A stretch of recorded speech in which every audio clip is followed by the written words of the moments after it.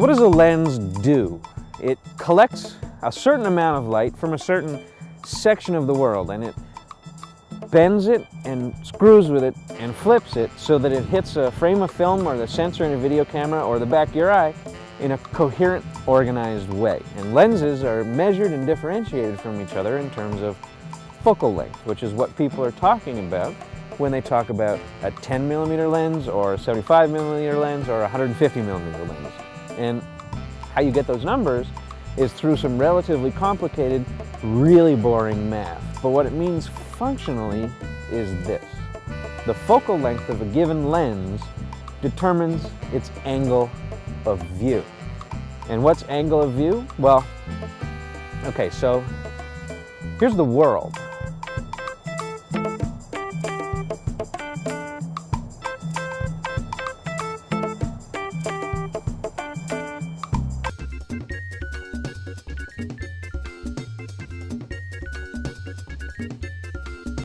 And there's you looking at the world through a lens. Well, more than one lens because you got lenses in your eyes, but you take my point. And this lens, the one in our camera, can see a certain section of the world at any given point in time. A certain number of degrees out of the 360 that surround it horizontally, vertically, or diagonally at any given point.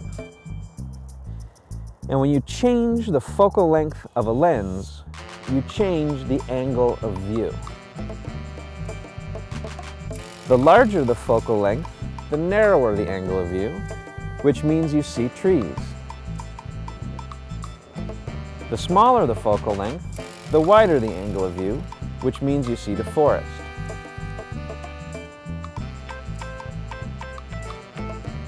Of course, there's more to it than that, but that's a good functional beginning. When you're shooting something static, where the foreground doesn't matter all that much, and you're trying to choose what lens to use, just choose what you want to shoot, the forest or the trees.